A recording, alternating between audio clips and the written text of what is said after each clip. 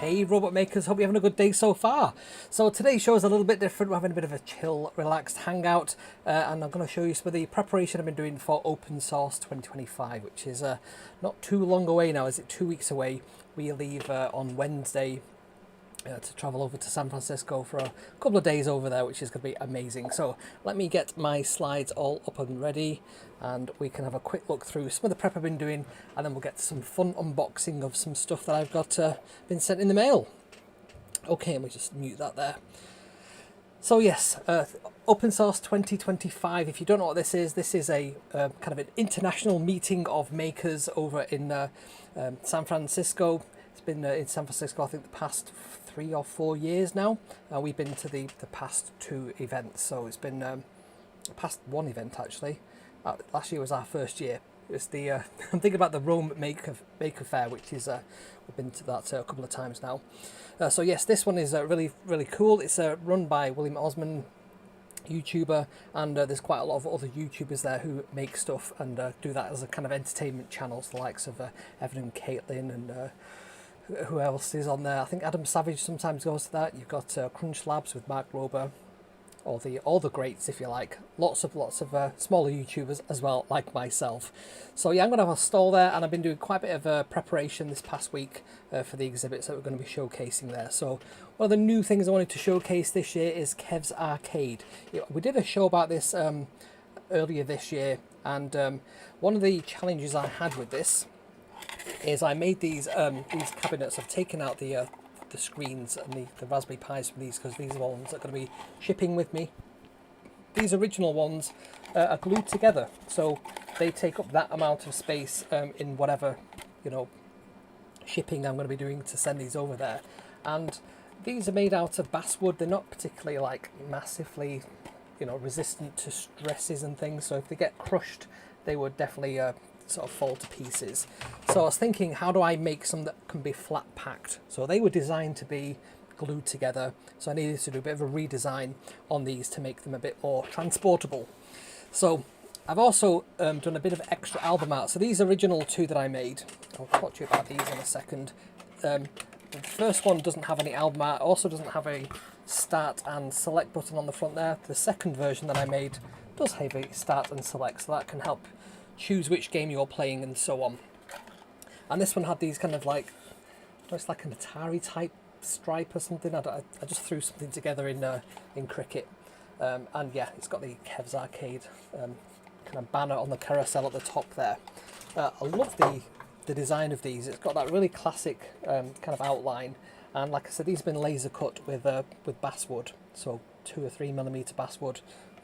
The edges, they're actually 2 pieces of stuck together, and they all slot together. These just like little slots. You might be able to just see the outline of a couple of them there. So there's a slot there for the screen, one for the Raspberry Pi, one for the front piece, and there's a bottom and a top section as well. There's no back on these. There doesn't really need to be a back.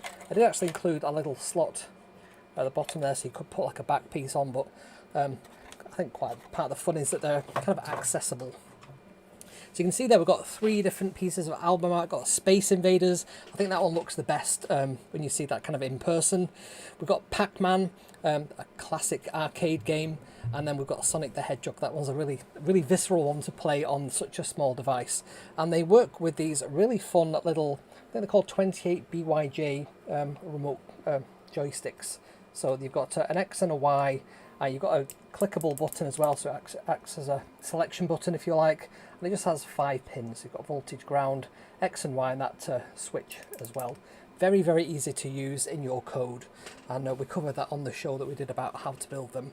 The only difference with that is the MicroPython that I normally use is kind of standard MicroPython, kind of out off the shelf, straight from micropython.org. These are running CircuitPython, and the reason for that is you can plug in a USB cable to whatever, like the Raspberry Pi in this case, and CircuitPython can make that into a HID device, a human interface device, so it pretends to be a gamepad or a mouse, and RetroPie can actually pick that up and use those buttons to control the arcade. So very easy to set up with just a standard Raspberry Pi Pico a couple of arcade buttons, and one of these controllers. So really, really nice and simple setup.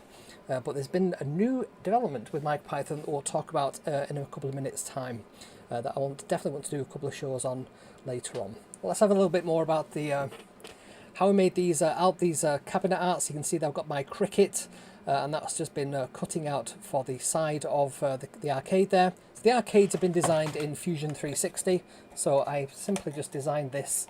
I used the screen as kind of the one part everything has to fit around, the Raspberry Pi being the kind of second, but the screen fits on top of the Raspberry Pi, and then everything else was kind of in proportion to that. And it just so happened that you could get 2 buttons and a remote control, like a joystick, on the control panel there.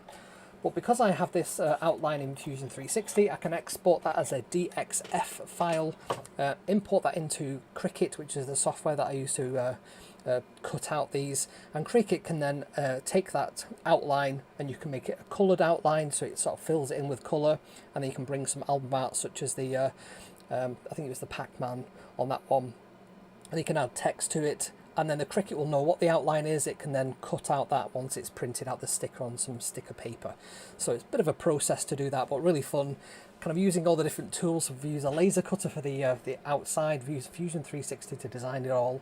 We've used the Cricut to cut out the thing, printer to print out the sticker sheet, and what else have we used on that? Some 3D printing as well for the parts that. In the new version, there's a little insert that goes at the bottom here that enables screw holes to screw the parts together, and more importantly be unscrewed so everything can be flat packed for transporting over to San Francisco. So that's kind of how we made these stickers. Quite a fun process. You can see there we've got the little design sheet that I put together, and this was just to remind me when I was putting everything together in like the Cricut software, what was the width and the height of the side panels.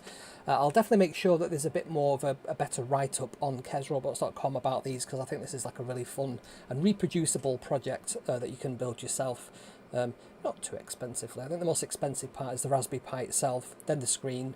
You just need the Raspberry Pi Pico, a couple of DuPont cables, some of these DuPont wires, and the actual little joystick controller itself, a couple of arcade buttons. I used the ones from Pimroni, and what else did I use? And a USB speaker. I found some quite cheap USB speakers that are just powerful enough to make this quite fun. So yeah, not too expensive to build. See that we did some painting, so Jenny helped paint up all these in black. That just helps, you know, when you're looking at the thing, you don't see too much of this kind of raw material. It just looks like an arcade machine should. So you can see all the different parts there. I made 3 of them, so there's 3 being taken over to Opensauce, and the idea is I've got little Kevs Arcade, and people can play on Space Invaders or Pac-Man or Sonic the Hedgehog and try and get a high score on that. Just a bit of interactivity, and it's a bit of fun with some Raspberry Pis. There's the little controller. You can see there we've got the little joystick. This is the 28BYJ. My favourite little controller. You can buy like a pack of 10 of these for probably under $10. They're really, really cheap, but really, really fun to use. And you can see that the buttons have got little spades underneath, and you can actually use something like some of these kind of a spade terminals to connect to them. Let's grab one of these. These like little flat things that can just basically, you crimp it down with a crimp tool onto some wire. And I think what I did on these is I on the one end I've got the female DuPont cable connectors, and then on the other side on these they've got like the male pin, so I simply just push that through the spade, bent it round, and then soldered it into place, soldered it on both sides to make it a nice physical connection. So that's probably the weakest part of the build from a transport point of view, but really rock solid when you're actually playing the games. And you can see on here they play really nicely, and it's just really thin basswood, just 2 or 3 millimeters thick. I'm not sure what that actually is, but yeah, this slots into the sides quite nicely. So that's the controls. Then there's the lineup. There's all of them there. So you can see we've got the nice cabinet art on the sides there. The middle one actually had a faulty screen, so I luckily was able to order a replacement screen and get that shipped to me just in time.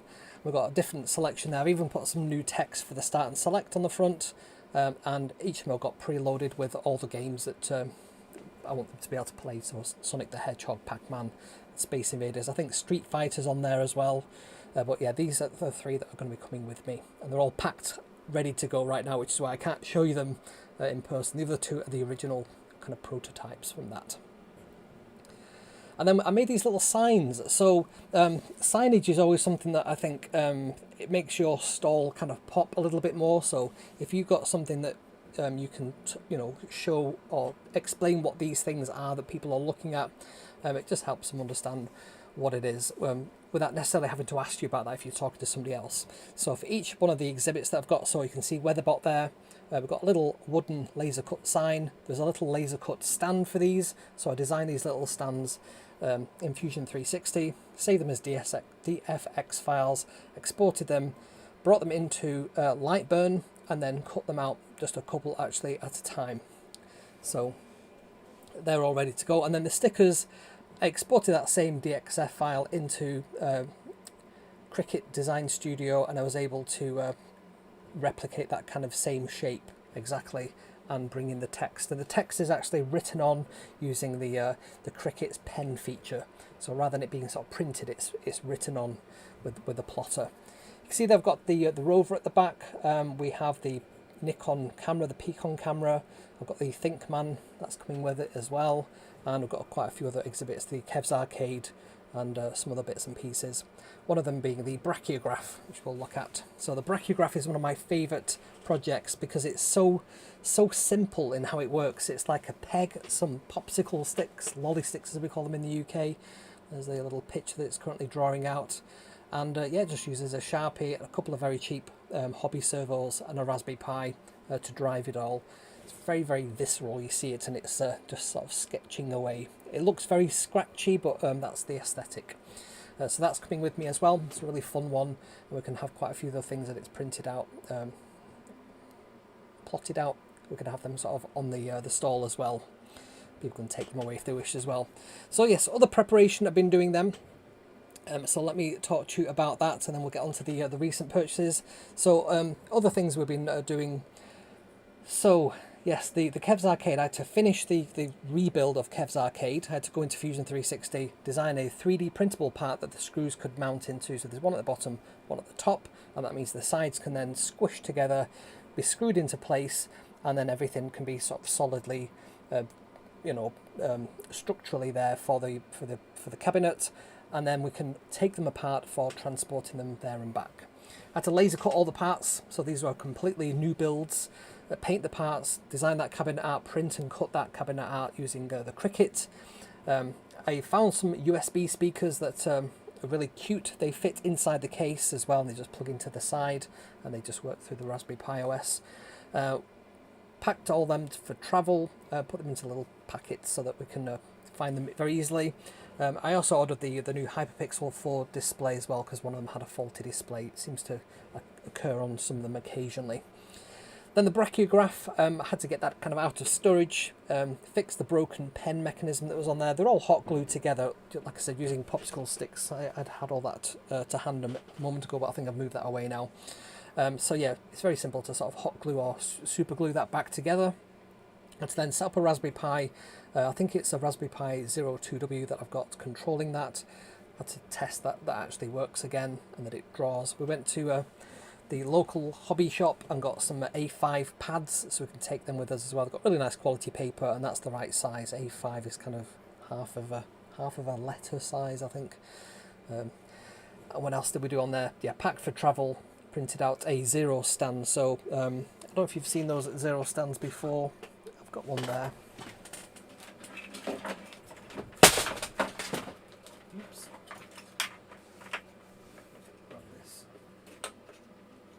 So this is a Zero stand, so it's for a Raspberry Pi Zero.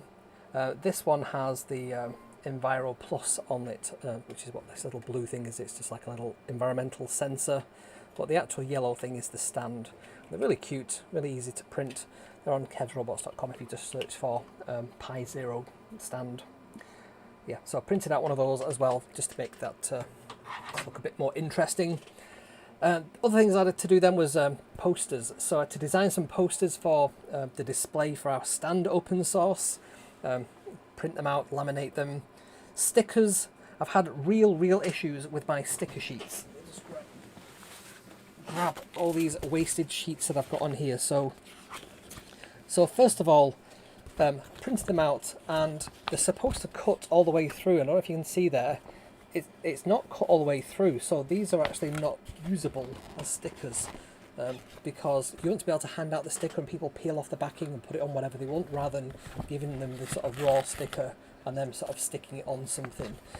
So yeah, that didn't work, and that didn't work because I've used the Cricut so much that the blade has actually become a little bit dull. It's not as sharp as it once was. So I did actually fix that. I fixed that by getting some aluminium foil, or aluminum foil as you might say in the US, and stabbing the foil with the Cricut's cutting tool. And by doing that many times, it actually removes any burrs from the end of the cutting tool and kind of resharpens it. It's a really quick and easy way of doing that without having to spend another £40–50 on a new cutting tool for that. So I did that, and that did seem to work okay. But I have had this issue where when I'm printing something out, so for example, here's some of the original artwork for the cabinet, and you can see on here it's got these little markings, and the very top right one there has like a little arrow kind of orienting it to the very top, and when you stick this to the cutting mat on the Cricut, that has to be sort of the top left of the mat, and then it can then detect these little markings with its little line sensor, and then figure out if you've got this kind of square on, it can adjust where the cutting tool is going to cut based on that. So you get a really nice cut. Now, for some reason, my HP printers decided to start not printing things correctly. So I've had all these sort of failed prints, and these are all, expensive pieces of sticker sheet. You pay like about £8 for 10 sheets. So they're nearly like £1, like $1 each, and yeah, completely wasted just because my HP printer won't pull these in properly and only starts printing halfway through the sheet. So no idea what's going on there. Really frustrating. See there's one of the original Space Invader sticker sheets for the sides of the cabinets. So yeah, they've worked out okay, but yeah, stickers I need to work on those before we go away. So that's a bit more of the prep we need to do. Also have a spreadsheet for all the batteries and cables that I need to take for each exhibit. So what type of battery does each exhibit need? So I use quite a lot of these gallium batteries. These are little LiPo batteries, but they're hard cased, so they're nice and sort of safe. And they're only 400 milliamp hours. It just says there. Do not dismantle, bash, heat burn, or get wet. So yeah, these are really great for powering little robots. And yeah, I basically need to take a couple of these. But how many of these do I need to take? Have I got a charger for that? What kind of cable do I need for the other exhibits? Have I got enough cables? Have I got enough? I'm using British power types of connectors, the British 3-pin plug, and obviously we need to have a US one. So it's easy for me to take like a extension cord with 4 plugs on it, 4 connectors, whatever you call them, outlets, and have the British connectors on them, and then just have one converter to the American system over there.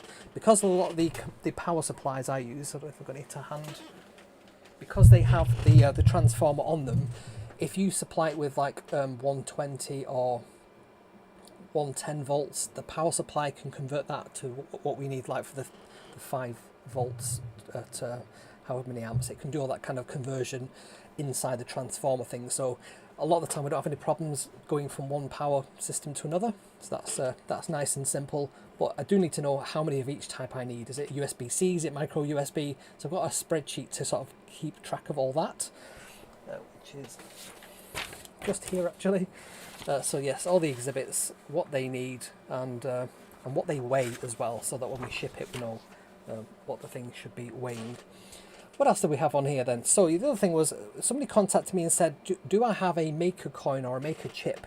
And I didn't have one, so I've designed one.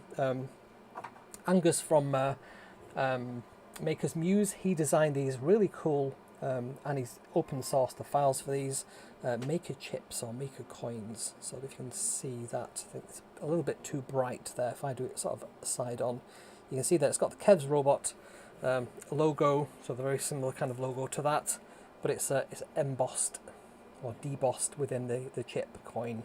So there we go. So I'm just printing out a whole bunch of those on the Prusa as we speak. What else have we got on here then? So yes, created and designed some stands, laser cut them, and also the print and cut the labels for the stand signs as well, which I just showed you on the slides a moment ago. Cool. So that's all the preparation I've been doing for Opensauce. It's been taking quite a lot of time to construct all the arcades and do all the painting and stickering and trial and error that goes associated with that. But I've got a bit of time on my hands at the moment, so that's not been too much of an issue. Cool, cool. So the other thing I was going to talk to you about was recent purchases. So I recently bought myself a new iPad mini. I've got the M4 iPad. This has got the new iOS 26 on it. It looks like it's popping out the screen there, doesn't it? That's my Chihuahua Mini. And yeah, it works well with the pencil. I've had this pencil since I bought the M4 iPad Pro. I went for the 13-inch one. It's like a massive screen. It's a little bit too unwieldy. And what I find with this is much more conducive with sort of taking notes and having this kind of with me at all times. I've even designed a nice little frame, a little stand for this to go on. So this little stand is 3D printed, kind of prints like that on the build plate, and it doesn't take too long to print. It's even got a little hole in the bottom there so that you can line that up with the power, and you can actually charge this.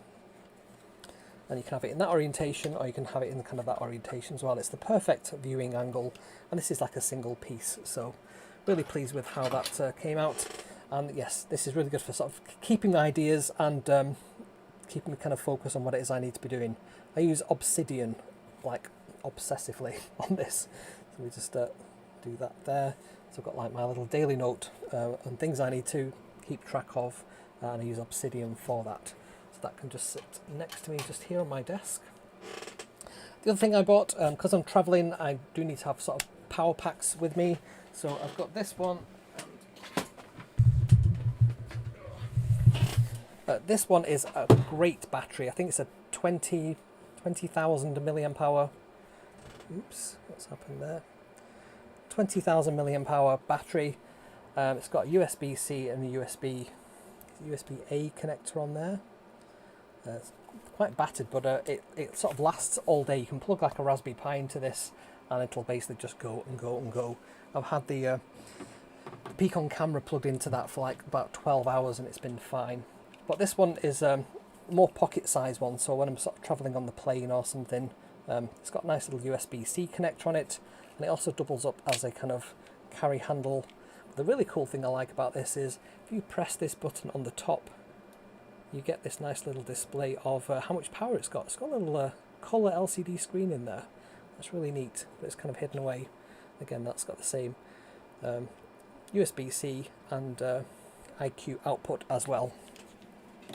I do also have these 2 power batteries as well.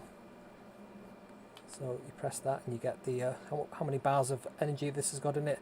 I think it's got like a single 18650 inside, and yeah, these are okay. These do quite well. So I've got all my power for my travel there as well. So that was a nice little gadget that I bought very recently. Just wanted to share those 2 things with you.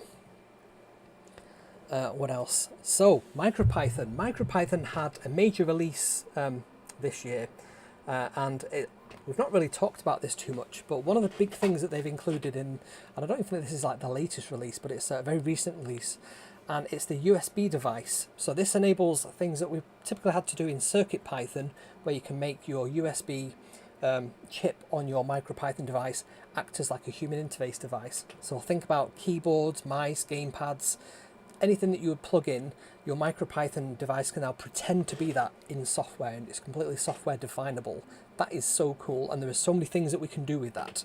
So one of the things I'm thinking about doing there is doing a keyboard, doing a mouse, doing the gamepad itself that I have that's shipped actually. I think that's packed away now. We could update the firmware on that to make it so when you plug it in, it actually shows up as a gamepad rather than just connecting over USB or Bluetooth to the robot. It can actually show up on your computer as a gamepad. So that's so many possibilities. Think about MIDI devices. There's honestly, it's just, there are so many things we can do with that. So that's gone onto my ideas list of things to look at and to do a bit more research on. So yes, really, really excited about the potential projects around that. The other thing I've been looking at as well was a while ago, I think it was over a year ago, Apple released Swift for microcontrollers. They have like an embedded version of Swift. So if you've ever used Apple's Swift programming language, it's kind of similar to like Java, kind of a bit like Python, but not quite as elegant as Python. But it does build really quick code that can run on microcontrollers. So that's something I'll be definitely wanting to explore a little bit further. So there's a bit of research that I've been doing there. Cool, so let's get on to some unboxing. I've got quite a few things I wanted to sort of unbox with you. I've had these for quite some time now, and I thought we'd just have a look at what's available and what people have been sending me. So I'm just going to go over to my overhead camera here, and let's have a look what we have. So Waveshare have sent me a whole bunch of things I wanted to unbox with you on the stream today. So the first thing, let's have a look.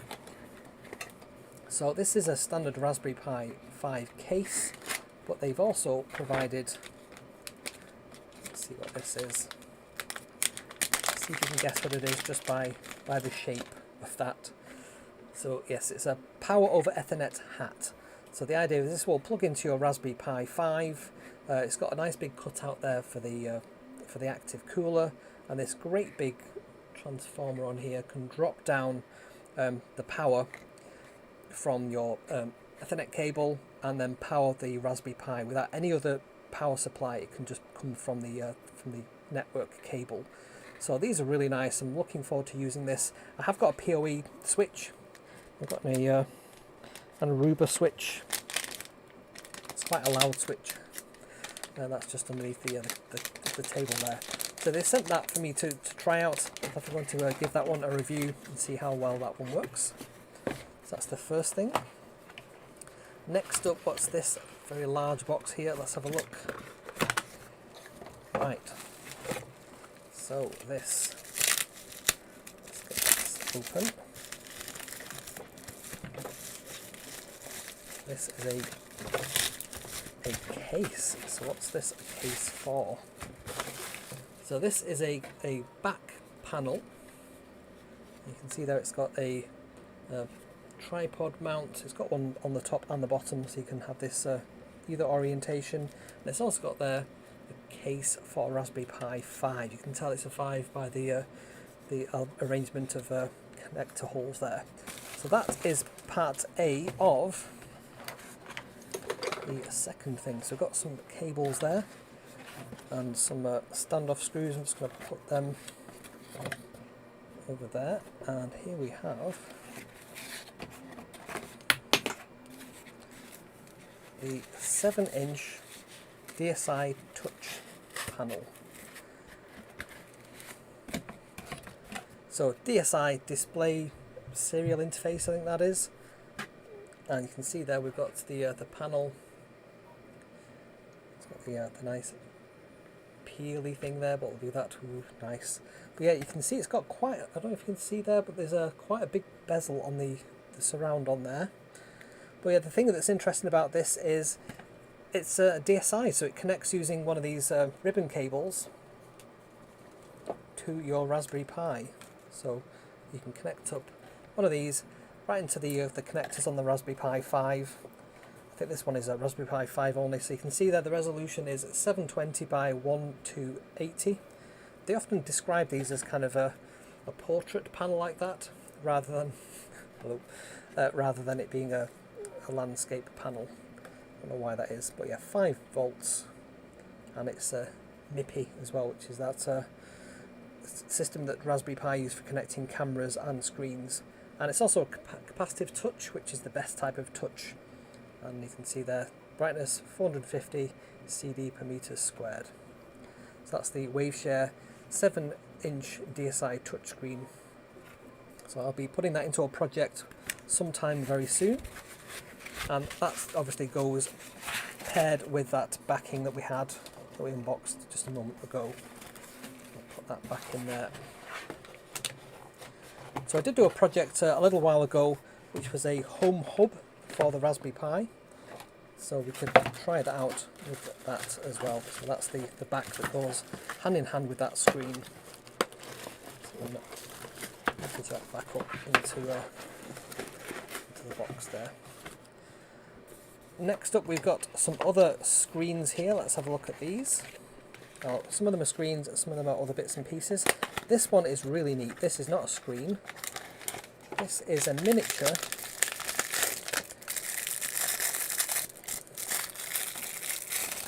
tripod. So this is also designed to work with that screen that we've just seen, the tripod mount. This can kind of be paired in with that. You can actually unscrew this bit and have like a regular kind of camera mount.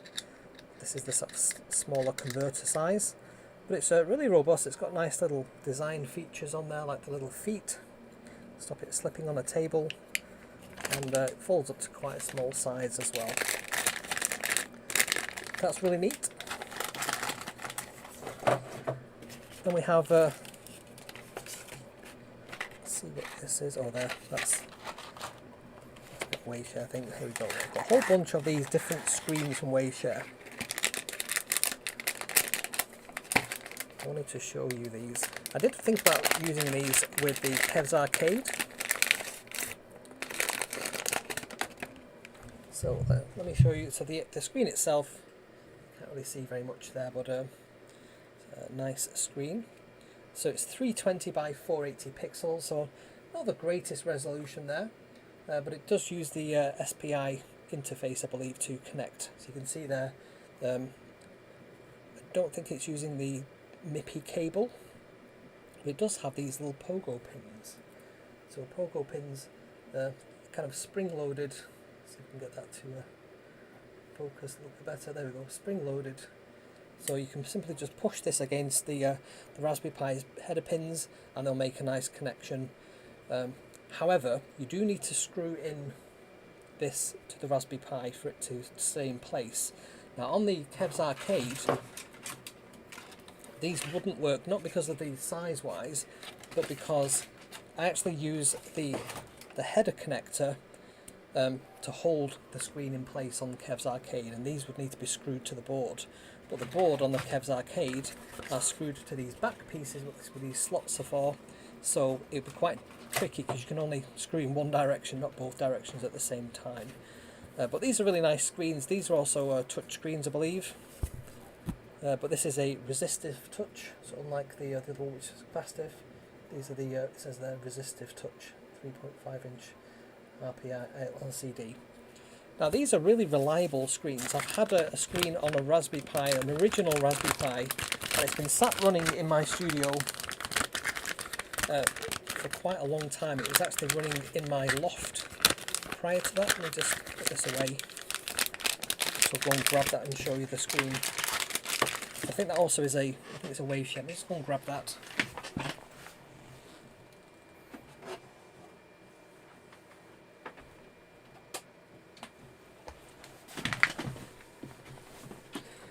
So I made this as a project. This is an Adafruit project a very long time ago. I think these all come off with magnets, if I remember. I might need to just pull out the memory card. This is a Raspberry Pi 1. Let's see if I can ease this away. There we go. So there's the. I think I epoxied the screen into place there. You can see this one. This one connects in with a kind of header pin. And this is an original Raspberry Pi 1. Look at the chunky SD card connector there. But this is a really fun project. I think you can even put like a battery in there, and then it just connects up with some. Which way around does that go? It's that way around, doesn't it? There we go. Just put that back in there, like so. This is actually running the latest version of Raspberry Pi OS as well. But yeah, it's a really cute little Mac Mini. I printed this on my very first 3D printer, hence it's a little bit rough around the edges. It's using that sort of Galaxy filament. And I think I used some Yoo-hoo type glue on the print bed, and that sort of stayed on there and kind of stained the bottom of it. But yeah, it's a really fun project. It was one of the very first Raspberry Pi projects I did, hence it being the original Raspberry Pi that's in there. If I power this up, it'll work fine. I wonder if I've actually got a cable to do that with. Let's see if I can grab a cable. Let's see if I can power this up. It's going to stretch. Let me see. I've actually moved all my cables because they come with me to San Francisco, so I've just had to pack all the cables I use day to day. Let's see if I can get this to plug in and work.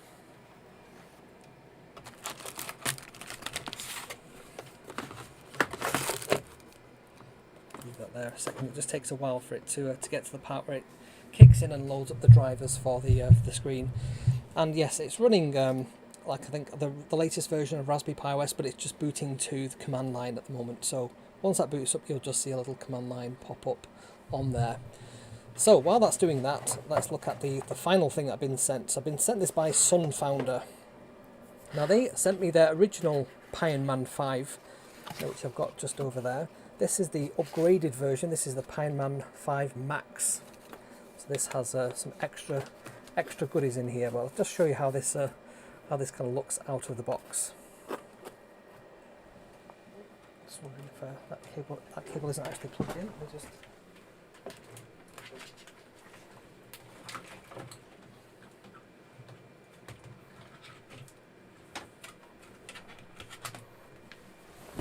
seeing about the screen, and it's actually not plugged in, so I'll plug that in now.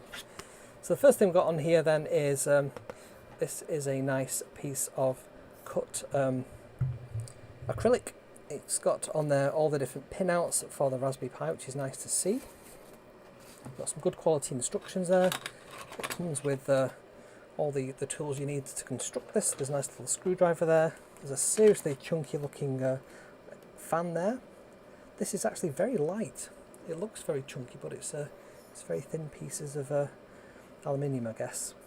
And yeah, that's the piece that connects into the Raspberry Pi 5. There's also these nice transparent looking fans. They've got the nice connectors on them as well. Some stickers for connecting the heatsink to the Raspberry Pi. Got a whole bunch of, there's a nice quality button there. I think that illuminates as well.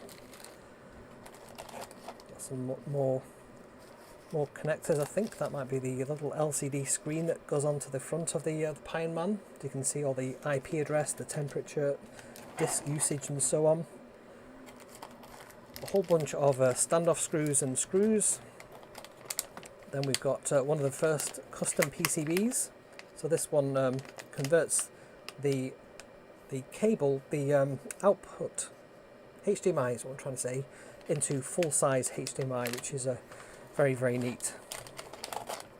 Then we have this is basically a header extender. So this goes on as a hat and provides some other connectivity to the other things like the fans. And then this is the real new feature of this version. It has a dual NVMe connector on there, so you can have two NVMe drives kind of side by side, which is really, really neat. It's got some pogo pins there for connecting up the power. There's a nice little tool there for making everything nice and tight. We've got the other side of the display there, which is Pi Man 5, and then we've actually got the case itself. Just put those in and have a look at this. So it's got a nice black finish to it, and I think on the original one it has the kind of transparent pieces that go sort of side to side on there. So I'm just going to put that back into that piece there. So yeah, looking forward to building that. That's going to be a fun project to do. These pieces are back in there.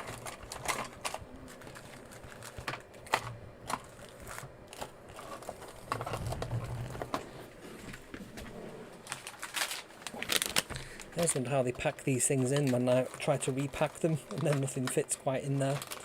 I'll just put it all together and just put it to the back over there. So you can see this is now booted up on the screen. If I hold this up to the camera a little bit better, you can see there it says RPI Mac, and it's running RPI Mac 51063 plus. Yep, pretty cool.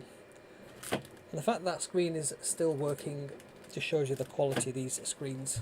They last as well as they do. Cool, I can just see at the back of my desk there, one of the projects, one of my long form projects that's been taking quite a while to do. This is one of the parts of it.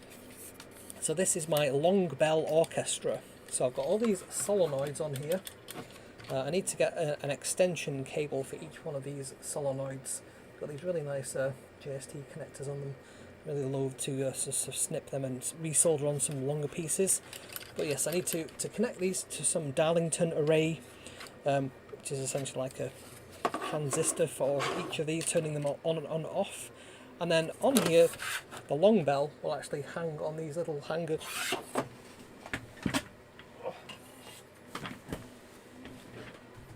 Over to me for a second. So this is one of the long bells, and the idea is that these will hang like so, and we'll have 12 on here, and these can basically ding when they're aligned properly, and they're all tuned to a different note. So I've made a note of which note the bells are. So this one is a D sharp 7. It says on the top there. I don't know if you can actually see that. D sharp 7. So yes, these are, I think, chrome plated copper pipes, but they make a really nice sound when they're struck kind of correctly.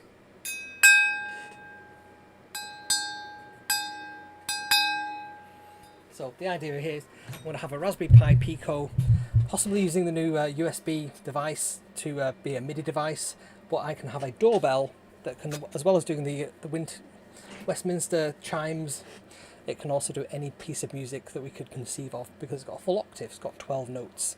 So yeah, that's one of the projects I've been working on in the background. It's taking quite a bit of time to do. I've got all the bells down there on the studio floor. So yes, ding ding, dinner time, says Ford. Cool, so there are all the things I've been working on the past week. Quite a lot of stuff going on there, and we've done a bit of unboxing there. So if you like what I do and you want to make more kinds of videos, do let me know what kind of videos that you would like to see more of. It's always good to get feedback directly from you, the audience member, on what lights you up, what kind of things do you like to see. So is it the robotic stuff, is it the Raspberry Pi projects, is it MicroPython, is it full Python, is it AI? Let me know in the comments what kind of video you really like, and I shall definitely make more of that kind of video. And if you've not already subscribed to the channel, please subscribe. It means so much to me when people subscribe to the channel. And if you're going along to Opensauce, definitely drop in the comments that you're going, because you can come and visit me on my stall. I've not got my stall number yet, but I'll put that on Discord once I know what that actually is. Speaking of Discord, we'll get to that in a second or two, but we have a slide for that. I do go live every single Sunday, apart from next Sunday and the Sunday after. So the next 2 Sundays I'll be across in San Francisco, enjoying San Francisco and all it's got to offer there. We're going down to Cupertino, maybe a visit to the Computer History Museum again, doing all the cool things that are over there. We didn't see Coit Tower last time. That's one of the things I want to see. But we are going to Alcatraz while that's still open to the public. We're going to do the night tour of that. We went there last year. It was a really, really great day, so going to be doing that again. So yes, do go live every single Sunday apart from next Sunday. So back on the 27th, I think it is. Just get my calendar out and I'll tell you the exact date that we'll be back. So yes, Sunday the 27th is when the next show will be. I might try and do a live stream from the event itself if I can remember, and if I'm not too busy, I'll get on the phone and do a bit of a impromptu live stream, but can't promise to do that. Cool. So yes, we've done the unboxing on there. So I want to have a quick look and see what people have been talking about in the chat there. So let me scroll up, let me know what kind of shows you're interested in. I'm just going to go up to the top of the chat here and we can have a see what people have been talking about already. So let me see. Yeah, so Laurie loves the iPad stands. If you go to printables.com, you can download the file on there. I've uploaded it. I've actually made a slightly revised version that I've not uploaded yet. One of the only things in this one is when you touch the screen, because it's kind of hinged on this point here, it kind of wobbles a little bit more than I like. So on my new version, I put basically that little rib in there to make it a lot more robust. But it works perfectly as it is, to be fair. And it doesn't take too long. It's like 2 hours, something like that, to print that out. Not too bad. What is the queen of hanging around pestering tech YouTubers? Hey Johnny, how's it going? Chloe says the arcades look great. Really, honestly, in person, they're my favourite build. They're one of my favourite things I've made. And from like a Raspberry Pi setup point of view, it's just RetroPie.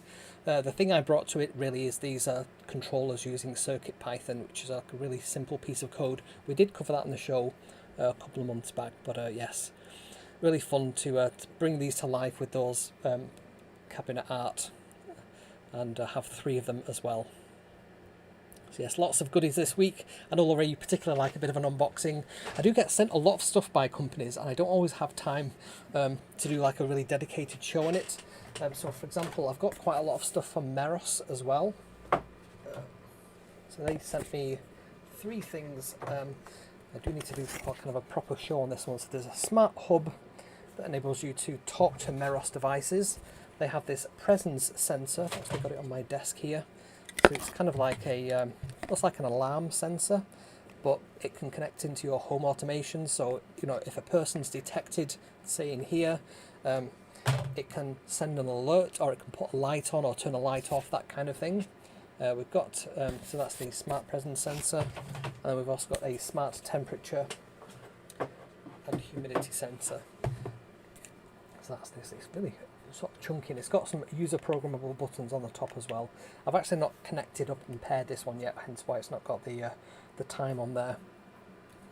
It does have the light levels, the humidity, and the current temperature sort of on there as well. So that's quite cool to know. I do have some of these IKEA trad-free, I think, are they? So this is a environmental sensor, so whenever I'm doing laser cutting I have this on so I can actually see. In fact, let's just power this up with the anchor. I'll just plug this in here. You'll see you get immediately particulates in the air, so there's no particulates, one particulate in the air. It's very low level, but when I'm laser cutting that goes to like 999 and it's like, it's not healthy to be in that room at that time. See the temperature and the humidity levels as well. So that's a lot more humid than I would expect, given I've got air conditioning, which is on at the moment and hasn't got any kind of problems. I'd expect that to be a lot drier in here. I do like it to be dry because I have filament kind of in the 3D printers and I don't want that to be too moist because it gets all kind of crunchy. So I have this sort of switched on and enabled. But this one doesn't communicate anything, it just displays it on the screen. It's my little anchor thing there. And yes, that's useful to have in the studio. So the other one can actually send these values to HomeKit, to my Apple device, and therefore I can see, you know, and be alerted if I could make a light go red if it's too moist or something like that in the air. It has this little flap on the back. I'm not really sure what that's for, but you can get at the batteries that are in there as well, just by opening up that back panel, which struggling with there. So it does actually require 4 batteries, which is quite chunky. That's where the weight comes from, I guess. But yeah, that's another thing I do need to do a show on at some point, because I did get sent these by Meros. My lighting strip, the LEDs that go all the way around the room, I think they're Meros as well. Cool, cool. So that's other things I wanted to just bring up there. Who do I need to sacrifice to get more people up in here? I'm not sure what you mean by that there. Hey all, discovered ChatGPT this week, has made lots of notes and lots of appreciation, so much clear. Exactly. It's really good for doing summaries. It's also really good for analysing your code and explaining how your code works, or suggesting improvements to your code. It's very, very good at things like that. So yes, thanks Marie. Detonate that like button. Yes, I think we have quite a large American audience, Ford. We do have quite a lot of Brits on here as well, and people from other countries too. So yeah, let's see how many people we have on board. We've got 24 people currently watching. So Ford says, mine was pretty good this 4th of July. Smooth's firing off fireworks at 1:30 in the morning. That's not great. It's not great if you've got a dog. Dogs really don't like fireworks, do they? Unexpected bangs.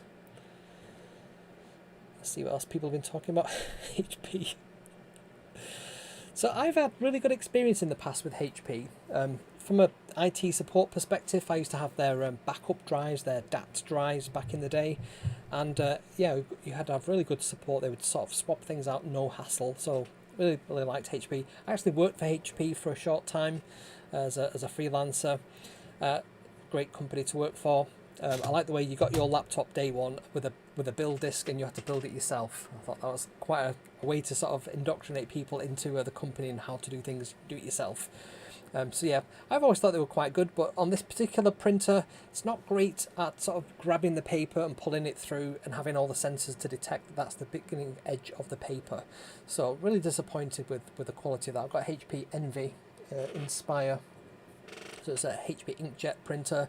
I do use the instant ink as well, and the instant paper, so you get like a subscription to ink and paper. It's kind of a discounted rate, and they just send you it when you run out, just before you run out, which is quite convenient, but also it can be a bit of a pain because you have to have this connected to the internet at all times. I'm not a big fan of that. That's why I bought the Prusa, because that's completely open source, and unlike the Bamboo Labs ones, it doesn't require that kind of instant connection all the time. So Alex is asking there, what's everyone's traditions on 4th of July? So we don't really celebrate that over here. I wonder why that is, Alex. It's that independence from us, wasn't it? So eat food, watch fireworks, salty if somebody still shoots them off in the middle of the night, find some decent marathon on cable. Yeah, so what kind of shows do you like to watch on like a marathon run? We'll do like a Star Wars or a Harry Potter. I'll do like a Star Trek one. Yeah. So Laurie says, 4th of July, usually your local town will have a parade. Many people have cookouts, grill food, including fireworks. That sounds nice. I like the cook-off idea. Yep, you like the doggy? It's quite cool that this is a new feature of the iOS 26. It has these kind of pop-up. I think didn't Facebook do that a while ago, where they would take a picture, and because all the cameras nowadays have got like 2 cameras, it can combine the 2 together and give you that kind of depth thing. So yeah, it looks like really cool, and it looks like her ears are peeping behind the clock there as well, which is quite cool. It's quite freaky when you do this on the screen and realise. But yeah, really love the size of this iPad Mini. Really, really happy with that. So let's see what else. Ooh, get paid early as well. That's always good. Yeah, we don't have too many parades in the UK, do we, Alex? That's very true. We have a local village. Our village is a bit like Midsummer or something. It's very quirky. We have like a May, or is it June?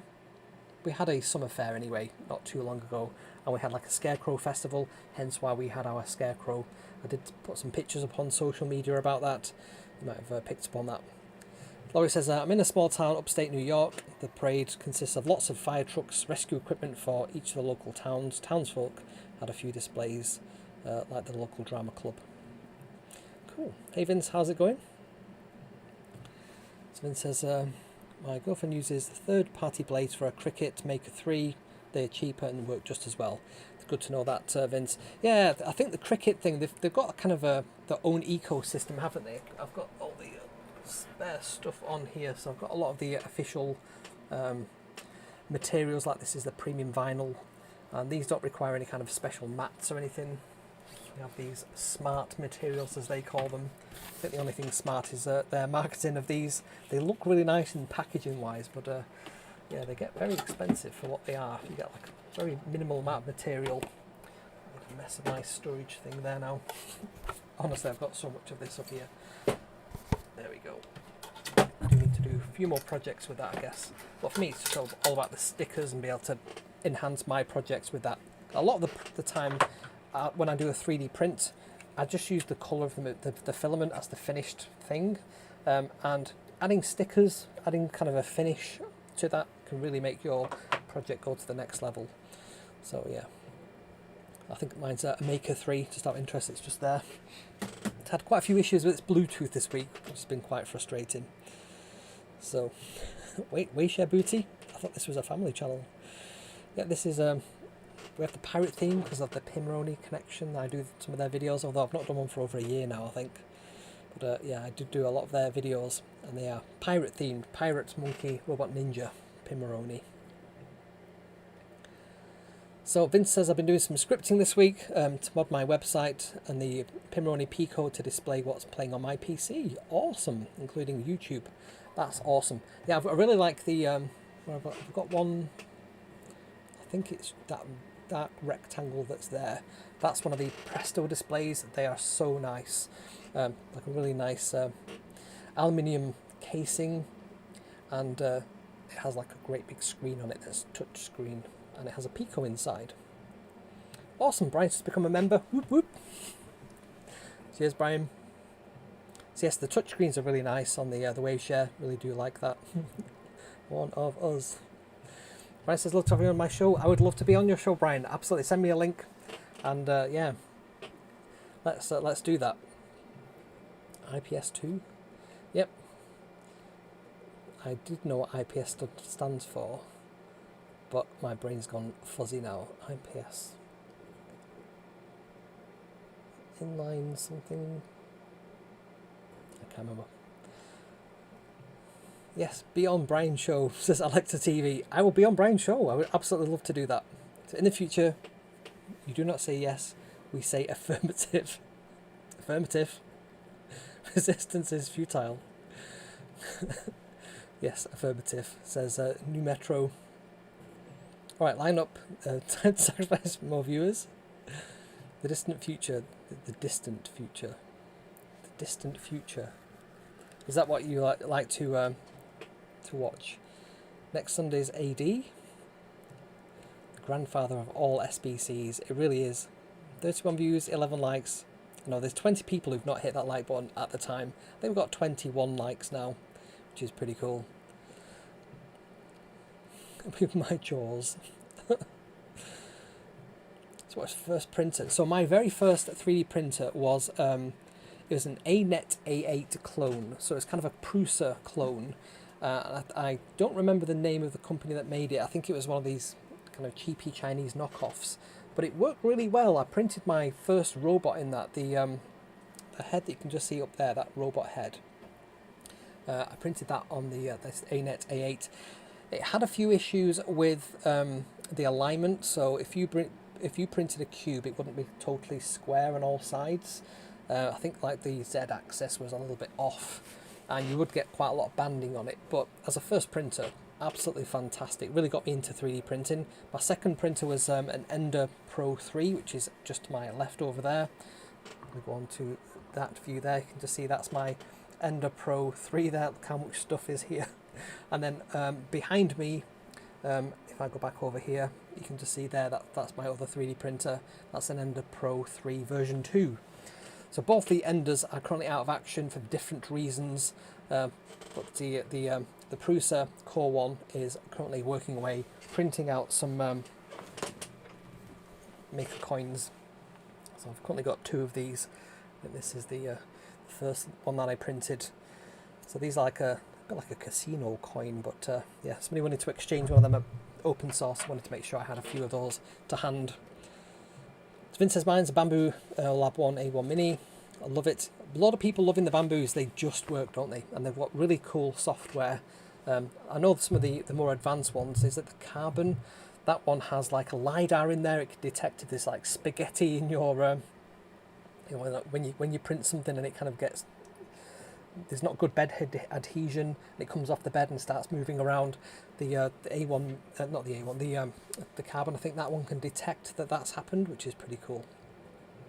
Larry's got a Creality Ender 3 version 2, which is that one that's just behind me there.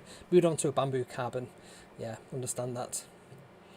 Nice, Laurie. I want to upgrade to one of the bigger models in the future. And Vince, honestly, it's worth every penny. That one was very expensive. That was like over £1,000 to buy for the Prusa Core 1. But I absolutely 100% am happy with that purchase. The reason I'm happy with that is it just works.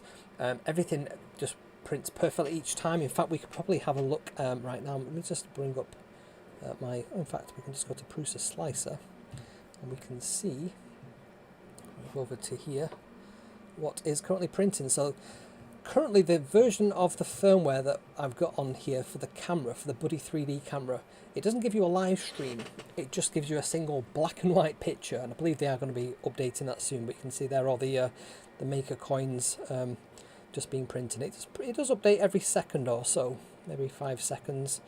You can see there, but it's, it means you can control this remotely. I can be in San Francisco and kick off a new print or stop one that's failed to print straight from my mobile phone, which is pretty cool. So really, really impressed with this this software. You just see there's all the coins on the bed there. And you simply just say send to connect, and we'll send it across to Prusa Connect, and then we can have a look on the camera. We can see what else is in the print queue. You know, we can see where it's up to, and we can pause it. We can check on the temperatures, all that kind of good stuff. I'm sure you've seen 3D printer stuff before now, but yeah, it's really worth it. Cool. Yeah, make it do one of those NBC chimes. We can do all the things. Ring my bell. So yeah, I know Laurie's always here for the unboxing. I always think of you, Laurie, when I think about unboxing. Yeah, you won't be sorry, nearly flawless printing. And I've heard that for the Bamboos. They are just, it's all down to that first layer, and then because they've got really good control.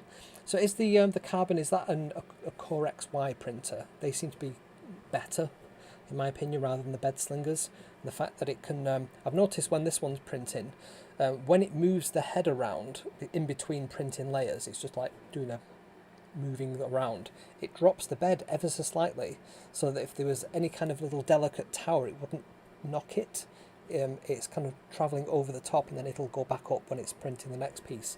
Little details like that really make for good quality prints. But yeah, the end was great to learn how 3D printers work. So for me, that's it. If your hobby is messing around with 3D printers, then by all means get a bed slinger. If your hobby is what the results for the 3D printing are, then get Bamboo or get a Prusa, and you'll not be disappointed there. So Ford says there's a 24-hour Gilligan's Island marathon on the channel yesterday. I've never seen Gilligan's Island. I remember watching Blair Witch, and they talked about who the different characters are on Gilligan's Island, and I'm like, I have no idea what that is. So it must be a US only thing, I think that. And I just got a bad case of Forditis today. Has it missed you? If I could ever start my own show, and of course you can start your own show. Do you want to be a guest on it? Absolutely. Can you watch objects print like it's a recon of your Doctor Who, of a missing Doctor Who episode? You absolutely can. I do like to watch my things print. It's quite hypnotic just seeing the layers kind of be built up. And some of the things, like when I printed out, just grab this benchy on here somewhere.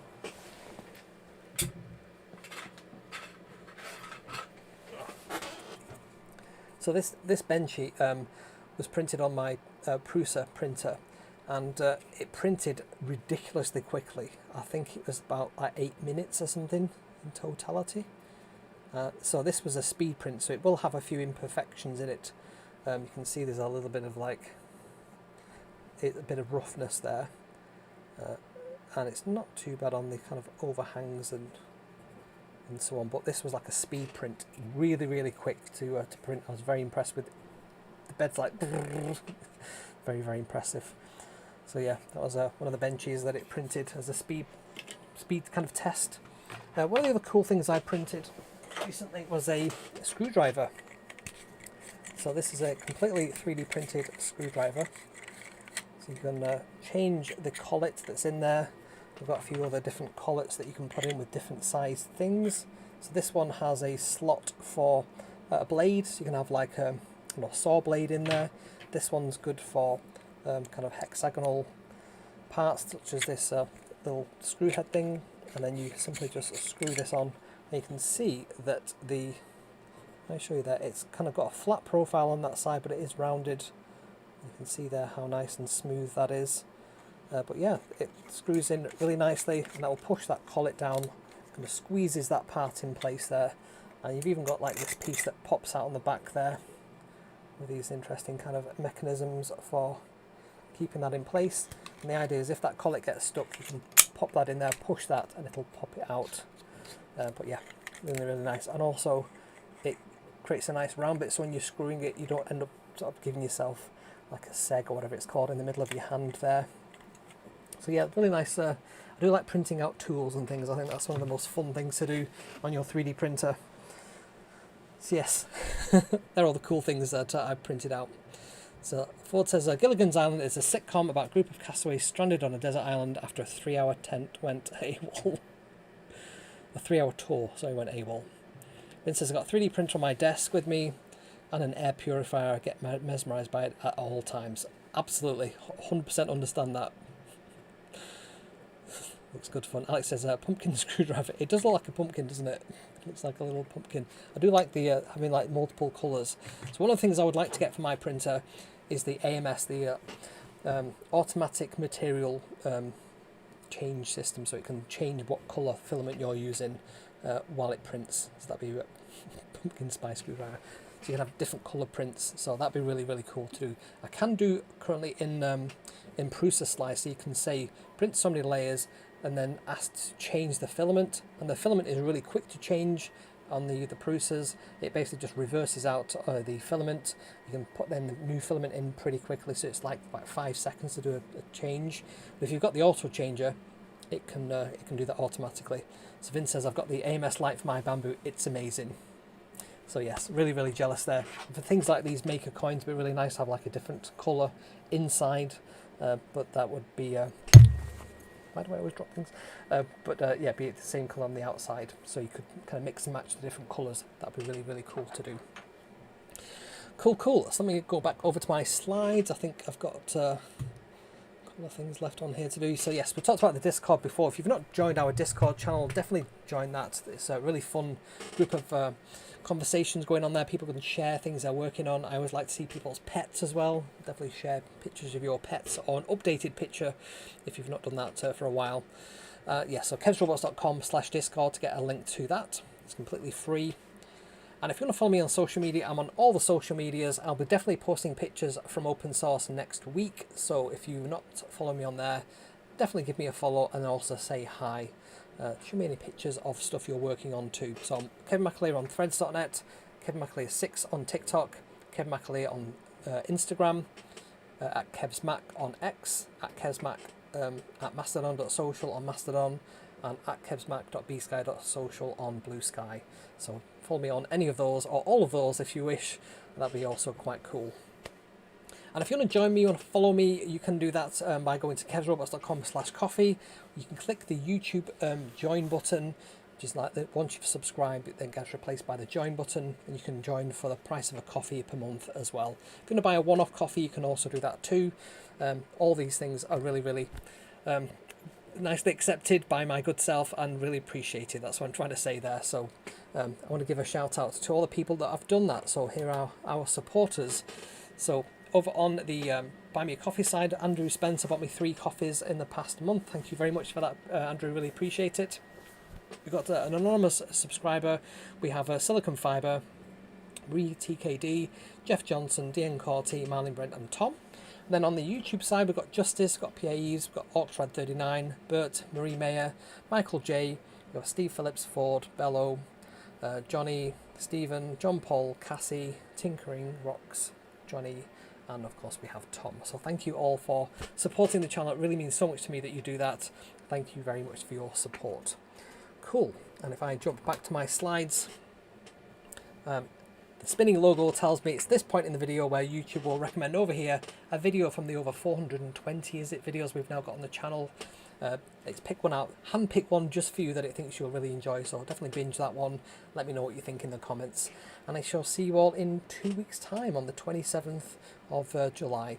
So wish me well from a journey perspective. Hopefully the journey, which is a very long journey to the San Francisco from the UK, hopefully everything will go really smoothly there and we won't have any kind of issues. So shall see you all then. If you're at Opensauce, come and say hi. Let me shake you by the hand, and if not, I shall see you on the channel very soon. Bye for now.